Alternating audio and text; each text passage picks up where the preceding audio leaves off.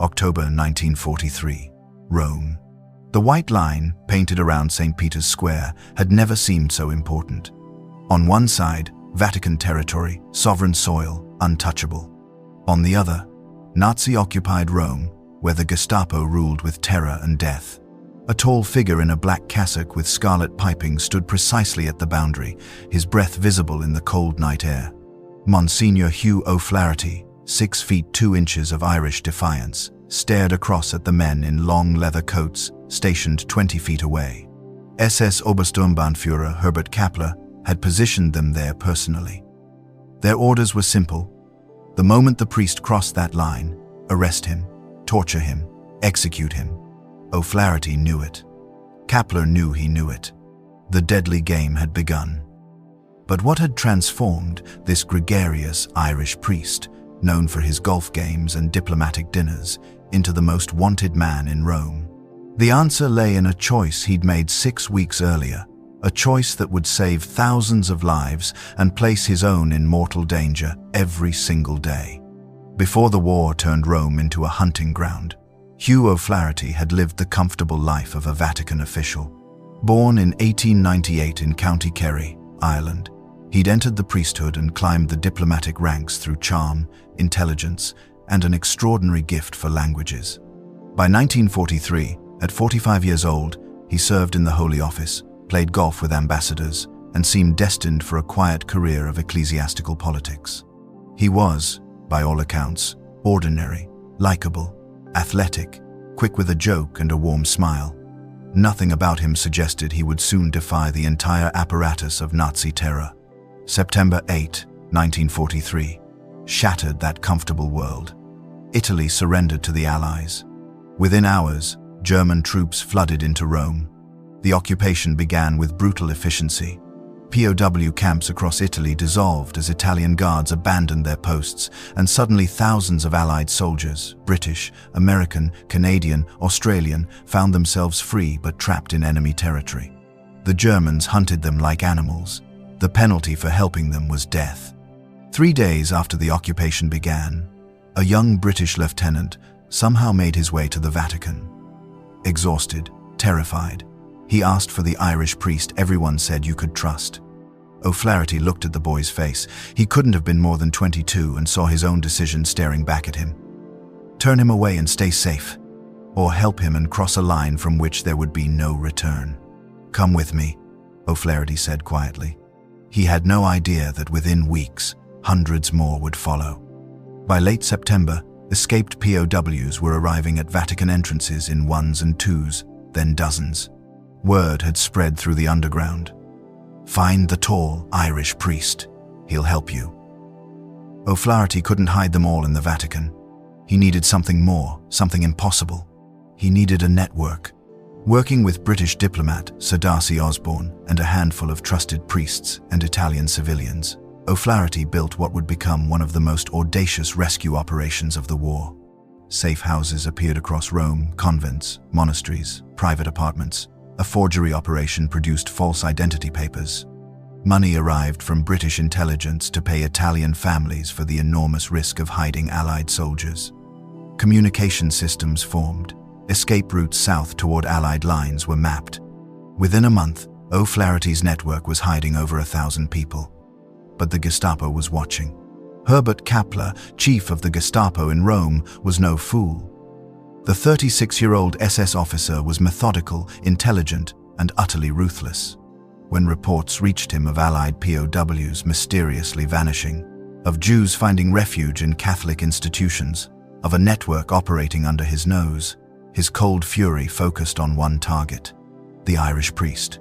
Kappler stationed men at every Vatican entrance. He photographed everyone coming and going. He infiltrated the network with spies disguised as escapees. He arrested and tortured suspected helpers until they screamed out names and addresses.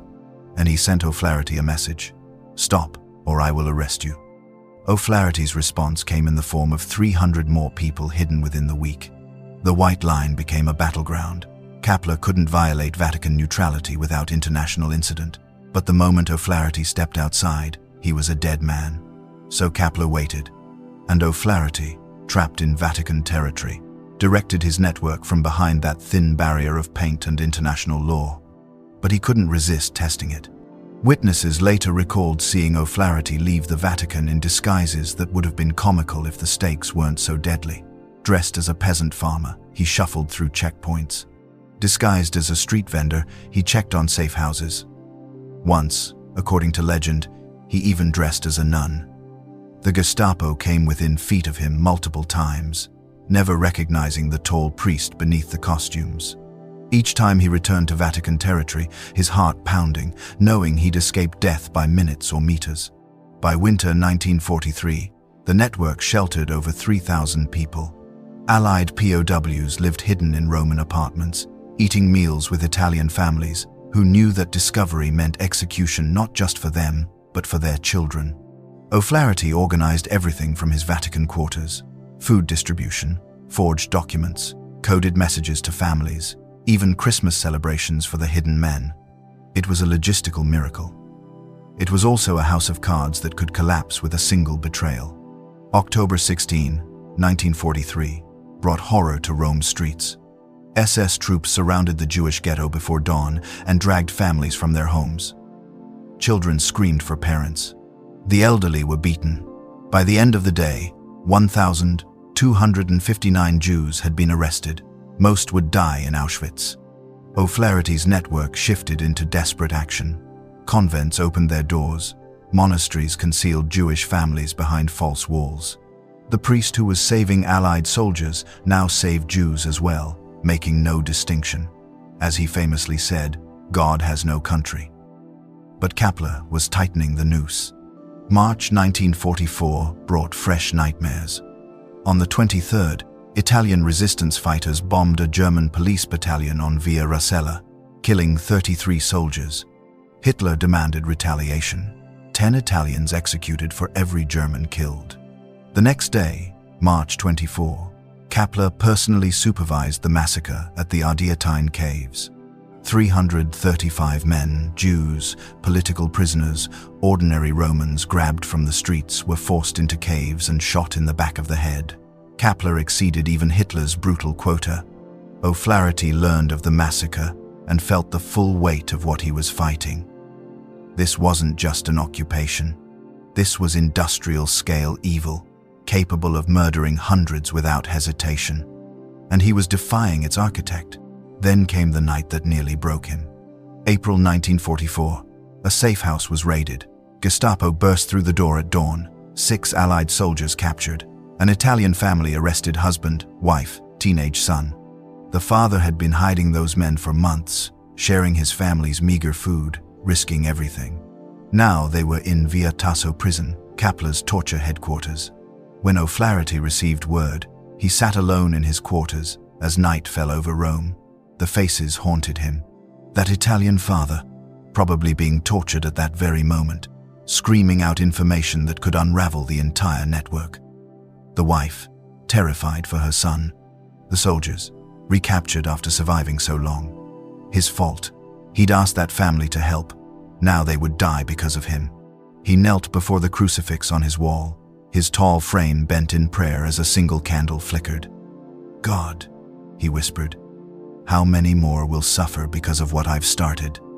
The temptation came to quit, to shut it all down, to stop putting others at risk. But then he thought of the 3,000 people still hidden across Rome. Without the network's support, without food, without forged papers, without the coordination, they would be discovered, recaptured, killed. He had to continue. But the weight of that choice pressed on his shoulders like a physical burden. What he didn't know was that liberation was closer than anyone imagined. By late May, Allied forces pushed north through Italy. Rome trembled with anticipation and fear. The Germans prepared to withdraw, but these final weeks were the most dangerous. Desperate enemies are the most vicious. Kappler made a last attempt to find O'Flaherty's remaining safe houses. Raids intensified. Several more locations were discovered. The network held its breath, knowing that every day brought them closer to either freedom or annihilation. The 3rd of June 1944. The Germans began evacuating Rome. Kappler stood one final time at the White Line, staring across at the Vatican with cold fury. The priest had defeated him, humiliated him, saved thousands from under his very nose. Kepler would never forget it. The 4th of June 1944 dawned bright and clear. American tanks rolled into Rome. British soldiers marched through the streets. The occupation was over. For the first time in 9 months, Hugh O'Flaherty crossed the white line without fear. He walked into liberated Rome as Allied soldiers and the people he'd saved emerged from hiding. Men he'd protected rushed to embrace him. British officers wept with gratitude. Italian families who'd risked everything stood proudly beside their liberated guests. The final count staggered even those who'd worked beside him. Approximately 6,500 lives saved, 4,000 Allied POWs and downed airmen, 2,500 Jews and Italian anti-fascists. An entire community preserved because one Irish priest refused to look away. It was the greatest single rescue operation conducted by an individual during the war. O'Flaherty returned to his Vatican duties, declined interviews, refused medals. The war wasn't over yet. Fighting continued in northern Italy, but his work was done, or so everyone thought. What came next would prove even more extraordinary than everything that came before. Herbert Kepler sat in a military prison cell in Gaeta, Italy, captured, tried, and convicted for the Ardeatine Caves massacre. He'd been sentenced to life imprisonment. His SS career had ended in disgrace and captivity. The war he'd fought for had been revealed as history's greatest evil. One December morning, guards informed him he had a visitor. Kepler looked up, expecting his lawyer. Instead, he saw a tall figure in priest's garments stepping through the cell door.